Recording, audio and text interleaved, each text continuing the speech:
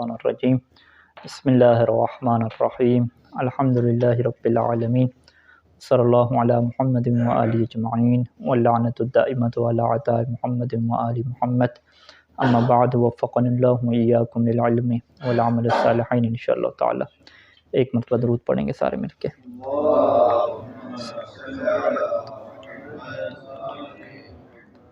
گفتگو ہماری جاری تھی کہ شیخ مفید علیہ رحمہ کو جو امام زمانہ علیہ السلام کی طرف سے ایک خط پہنچا کہ جس کے اندر عمومی طور پہ نصیحت اور اس دور کے جو مخصوص حالات تھے اس کے متعلق جو ہے وہ آگاہی اور اس کے متعلق جو تعلیمات تھیں وہ ارشاد فرمائی،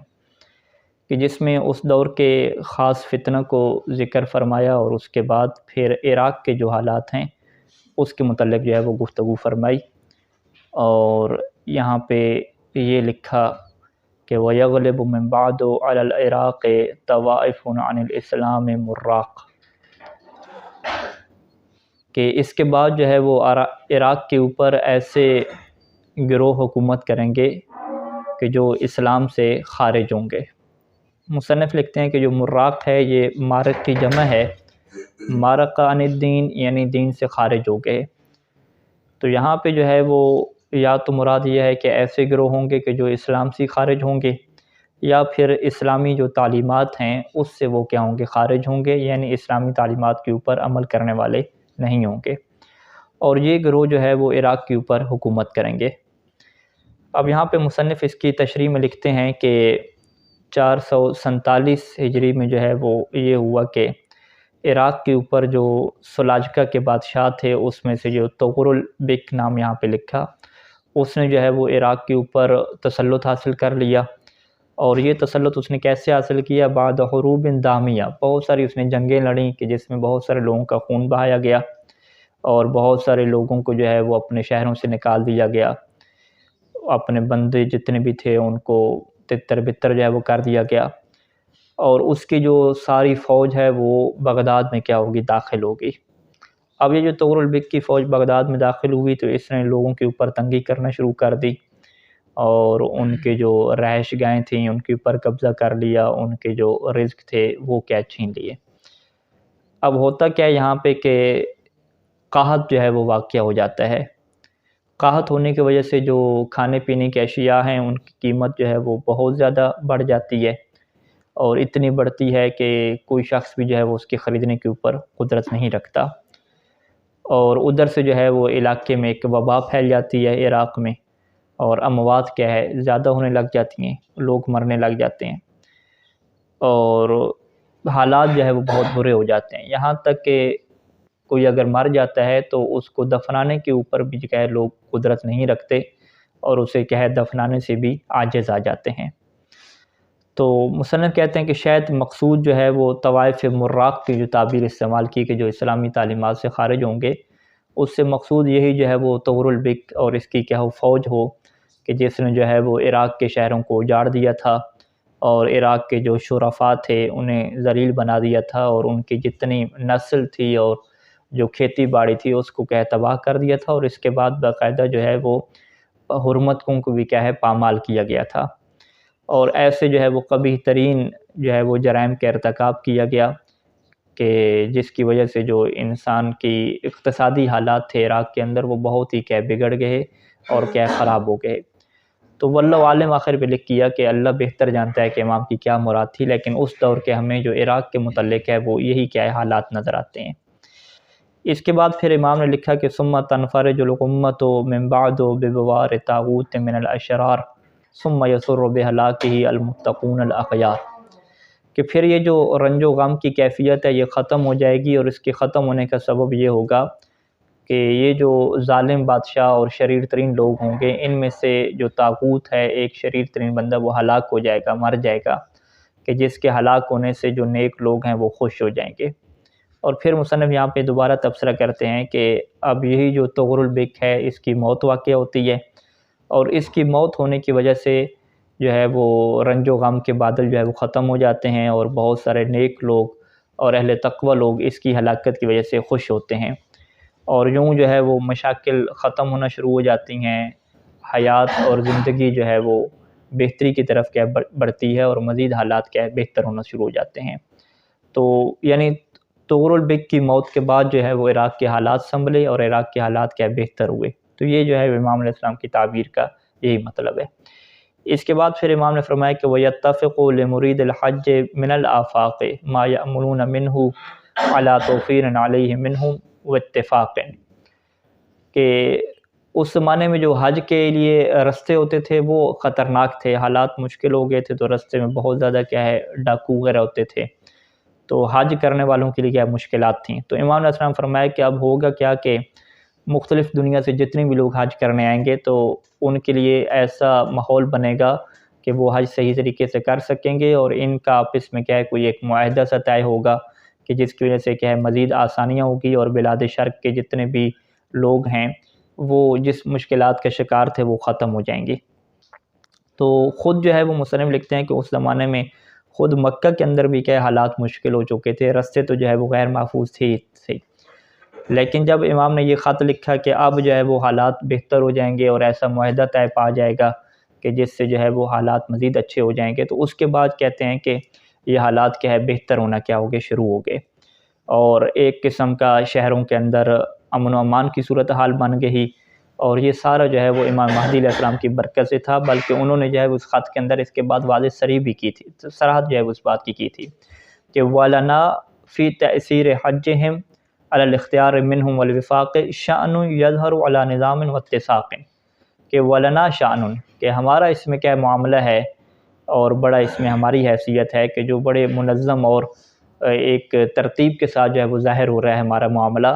کہ ان کا جو ہے وہ حج آسان ہو رہا ہے، کیسے کہ انہوں نے آپس میں ایک معاہدہ کر لیا ہے، اور بہت سارے جو لوگ ہیں انہوں نے آپس میں اختیار کیے ہیں، اور اس طریقے سے انہوں نے رستوں کو محفوظ بنایا، اور حج کے جو انتظامات ہے اس کو جو ہے وہ مزید بہتر فرمایا۔ تو یہاں پہ جو ہے وہ امام مصنف یہ لکھتے ہیں کہ یہ جو تعبیر ہے کہ وَلَنَا فِي تَأْثِيرِ حَجِّهِمْ شَأْنٌ، تو اس میں جو ہے وہ تقدیم و تاخیر ہے، اصل جو ہے وہ جملہ یوں ہوگا کہ وَلَنَا شَأْنٌ يَظْهَرُ عَلَى نِظَامٍ وَاتِّسَاقٍ، کہ ہماری جو ہے وہ اس میں معاملہ ہے، ہمارا امر ہے کہ جو ظاہر ہو رہا ہے اس نظام کی صورت میں، اس ترتیب کی صورت میں، کہ اب جو ہے وہ ان کا حج جو ہے وہ بہتر ہو رہا ہے۔ تو یہاں پہ جو ہے وہ مصنف لکھتے ہیں کہ پہلے بھی ہم یہ بات عرض کر چکے ہیں کہ امام علیہ السلام کے پاس ایک قدرت ہے، ایک طاقت ہے، کہ جس کی وجہ سے وہ اس کائنات کا جو نظام ہے، جو ملکوں کے نظام ہے، اس میں وہ تصرف کرتے ہیں، اور اسی وجہ سے جو ہے وہ اس زمانے کی جو تاریخ طبری نے واقعات لکھے اس میں یہ بات انہوں نے واضح لکھی کہ ایک انسان ہے کہ جس کا نام محمد بن سبکتکین ہے، کہ جس نے جو ہے وہ بڑی کوشش کی کہ اپنی ساری کوششیں لگا دیں کہ حاجیوں کی جو ہے وہ سلامتی ہو، اور جو حج کرنے والے ہیں ان کے لیے کیا کوئی مشکلات نہ ہوں۔ تو اس کا جو ہے وہ بڑا کردار جو ہے وہ تاریخ نے لکھا ہے کہ اس بندے نے جو ہے وہ بہت بڑا کردار کیا ادا کیا ہے، اور یہاں پہ مصنف تبصرہ کرتے ہیں کہ ہمیں کیا معلوم کہ یہ ہو سکتا ہے وہی انسان ہو کہ جس کو جو ہے وہ امام علیہ السلام کی طرف سے پیغامات اور نظام چلانے کے لیے بہت ساری چیزیں اور تعلیمات ارشاد کی گئی ہوں، کہ جس کی وجہ سے جو حج کا نظام ہے وہ کیا ہوا ہو، بہتر ہوا ہو، لیکن اللہ تعالیٰ کو جو ہے بہتر پتہ ہے، اور ہمیں یہی سمجھ آتی ہے کہ اس کے نظام کے بہتر بننے میں اور سنبھلنے میں کے پیچھے جو پلاننگ تھی اور جو حالات تھے وہ امام علیہ السلام کی طرف سے کیا درست کیے گئے، جو کہ اس خط کے کیا ظاہری الفاظ ہیں۔ اس کے بعد جو ہے وہ خطاب پھر شروع ہوتا ہے عمومی طور پہ تمام شیعوں کے لیے کہ فَلْيَعْمَلْ كُلُّ امْرِئٍ مِّنْكُمْ، کہ تم میں سے ہر بندہ ایسا کام کرے کہ بما يقربه من محبتنا، کہ جو اسے ہماری محبت کے قریب کر دے، وَيَتَجَنَّبُ مَا يُدْنِيهِ مِنْ كَرَاهَتِنَا وَسَخَطِنَا، اور ہر اس کام سے وہ بچے کہ جو اسے ہماری کراہت اور ہماری ناراضگی کے قریب کر دے۔